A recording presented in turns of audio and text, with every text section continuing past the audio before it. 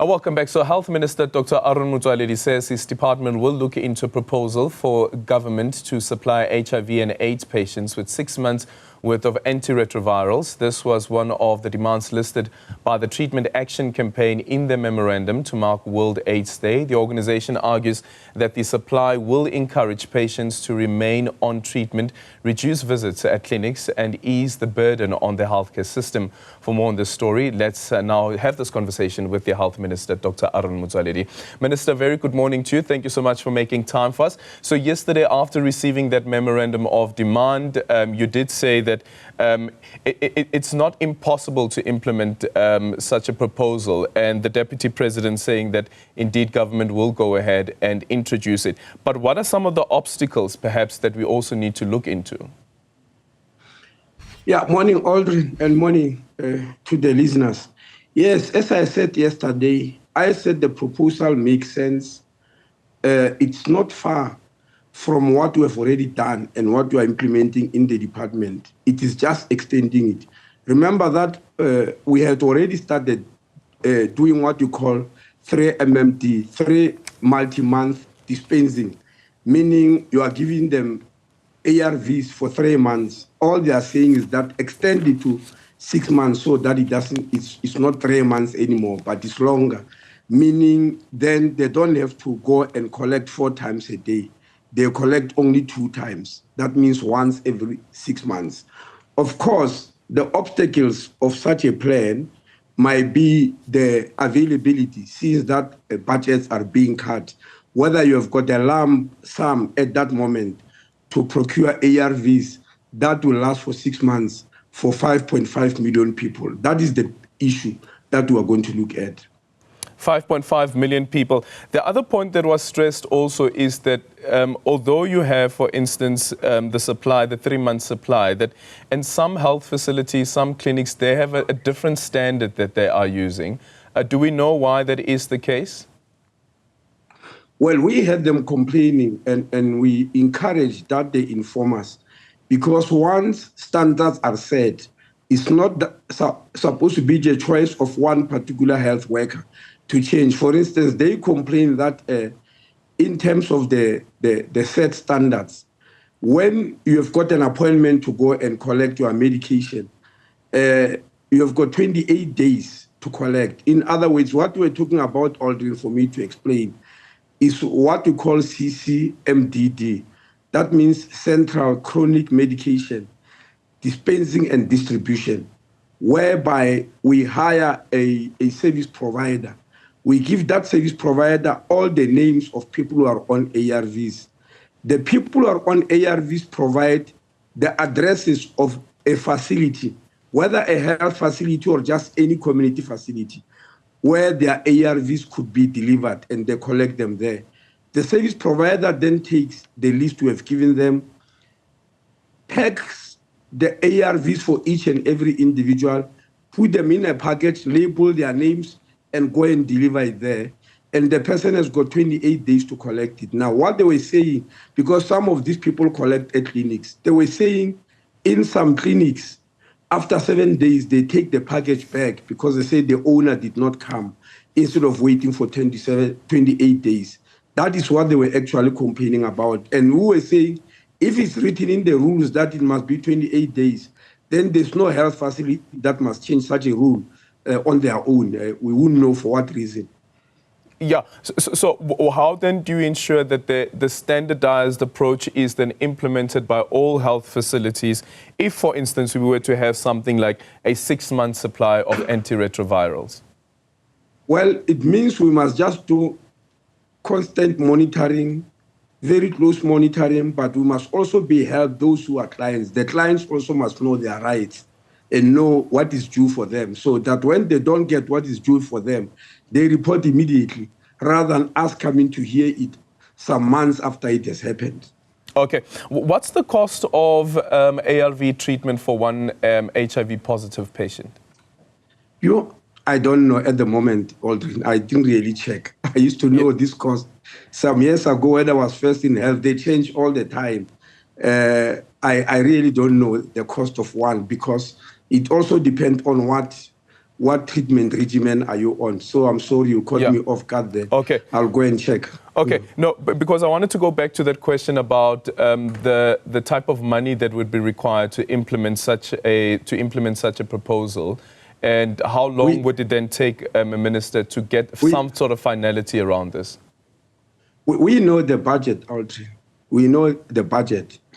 The PEPFAR, American funder, gives us 8 billion rand every year. The Global Fund gives us 10 billion rand. The Global Fund established to fight HIV, AIDS, TB, and malaria. They gave us 10 billion rand every 3 years, and the lion's share is for HIV, AIDS. And from the department itself, when we put together what we receive from Global Fund, and PEPFAR and the department is close to 40 billion rand per annum. So that's the global budget. As to whether, because the global budget is not necessarily sent in a lump sum to the department, as to whether the tranches with which it's sent to Treasury will enable us to buy so many ARVs, that is what we are going to look at. But the concept itself is not something that we are against. The concept is not something that you're against. Yesterday, when I asked that this is what the deputy president had to say, some people responding to it, and I just quickly want to read this tweet here, Minister, from Slee Simelane, who says that although not everyone struggles with their mental health, I don't think it's a good idea for the same government that doesn't provide much help for such to say that a person with HIV must see a health worker only twice a year. I foresee cases of overdose or even defaulting on treatment rising. Do you foresee that as a possible challenge to such a proposal? I'm sorry, Aldrin, I didn't understand. If you explain to me, I heard you reading it, but what does it mean? So the argument that Slee is making is that once you supply HIV patients with 6 months worth of supply, that means that that patient will only come in contact with a health worker twice in a year. And therefore, she foresees the possibility of overdoses or even defaulting on treatments rising. Is that a similar thing that you think could be a challenge to such a proposal? Well, every program you put up will have its own side effects. Even the 3-month supply, the same thing might happen within 3 months. I don't know why you believe it will only happen after 6 months. But when we say the person goes to collect every 6 months, these are people who are stable. They are actually told, if some changes happen to you, come back immediately. So it's not given to anybody. It's a person who has been stable for many years on treatment, and doctors are very happy about such a person. Even the 3 months treatment is given to that. It's not everybody who's diagnosed HIV, who's studying treatment, who is given that 6 months or 3 months. You should have been there under treatment for many years. They will have seen your behavior. They will have seen what the antiretrovirals do to you or to your body, and it's then that they give you that period. But they tell you, if anything happens, please come in immediately. Okay, and Minister, the festive season, of course, approaching, which means that we could see an increase in the number of road fatalities and injuries sustained due to accidents as well. As the Minister of Health, what word is it that you'd like to share with motorists right now, and also the impact that some of these accidents have on the health facilities? Thank you, Aldrin, that you asked the question.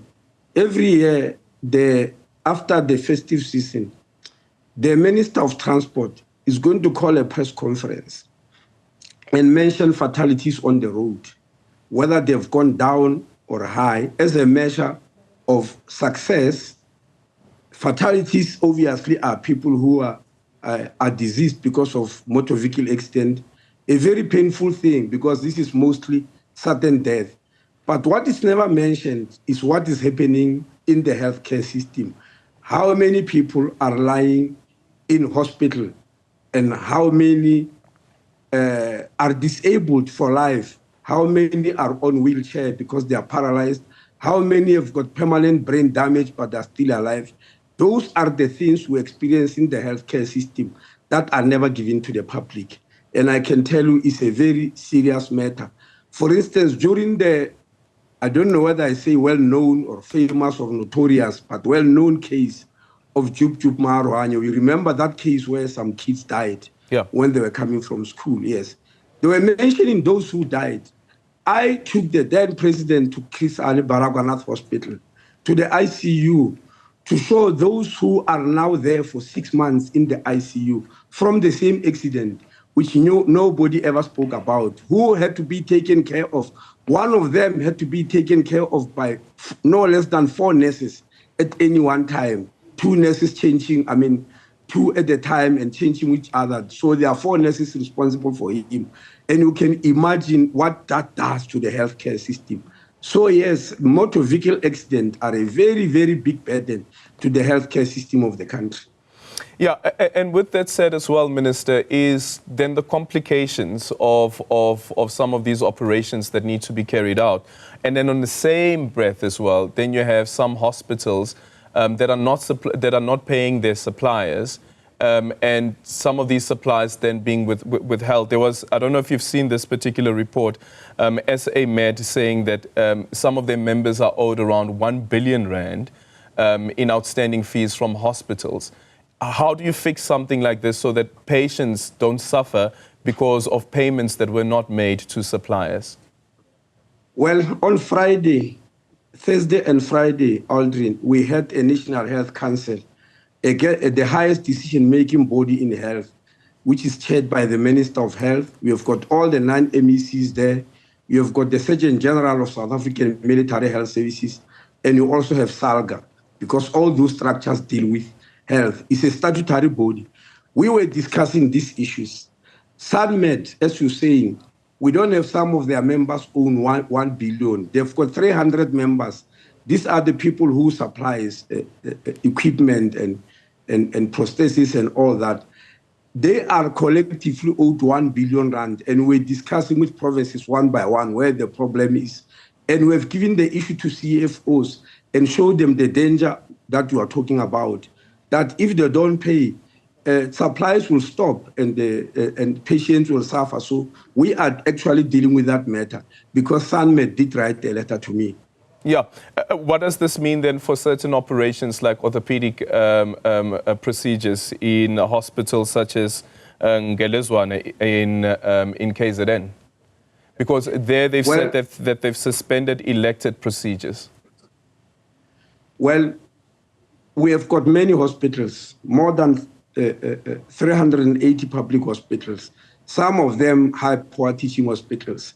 They cannot work in isolation. Where one hospital is unable to perform something, they actually must refer, whether it is in KwaZulu-Natal or Gauteng, they can cross-refer to each other, depending on the availability of resources, also depending on human resources and orthopedic surgeons, because not every hospital can perform every operation. It's just not possible.